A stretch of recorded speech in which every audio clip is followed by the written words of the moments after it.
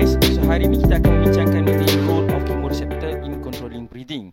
So kita nak tahu apa di chemoreceptor ni. So chemoreceptor ini adalah salah satu komponen yang penting di dalam kita punya sistem pernafasan, di mana dia akan detect kita punya macam mana kita nak kontrol sistem pernafasan kita ni daripada laju ke, cepat ke, lambat ke kita nak bernafas. Okey, sebab apa?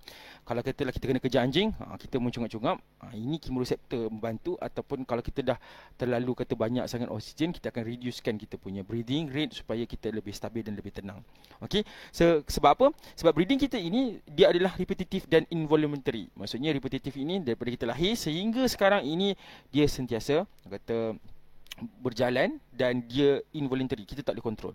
Di mana kita kata bila tak boleh kontrol ini, kita dikontrol dekat kita punya medulla oblongata of the brain. Okey, so dekat situ tempat kita kontrol kita punya involuntary action mostly. Dan di mana dekat dalam medulla oblongata tu ada pons. So nanti kita akan bincangkan apa function of pons ni.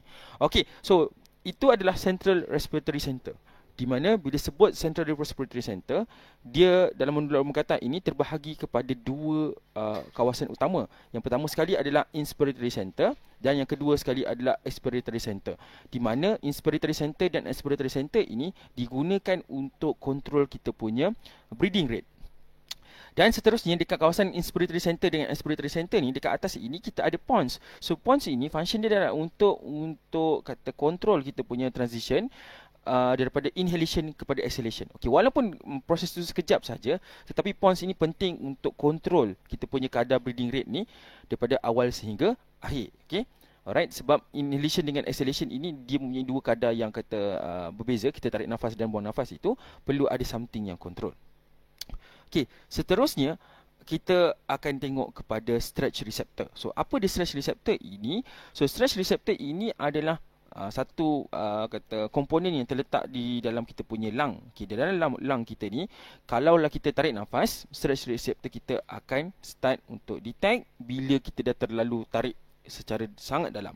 Okey, so di mana dia akan hantar impuls kepada inspiratory center dengan expiratory center, di mana function dia adalah untuk inhibit kita punya inspiratory center dan stimulate expiratory center. Sebab kita dah tarik nafas, dah kita punya alveolar itu mengembang, so dia kena start untuk stop. Okey, so di mana apa yang berlaku adalah chemoreceptor tu tadi, okey, function dia adalah seterusnya kita ada chemoreceptor, di mana chemoreceptor ini function dia adalah untuk kita detect the changes of hydrogen ion concentration. Di mana kita ingat lagi, kalau H2 campur dengan CO2 jadi H2CO3, di mana kalau dia dissociate jadi hydrogen ion dengan hydrogen karbonat. So di mana hydrogen ion ini kalau dia tinggi, okey, di mana kita punya pH akan menjadi rendah. So maksudnya kita mempunyai CO2 yang sangat banyak.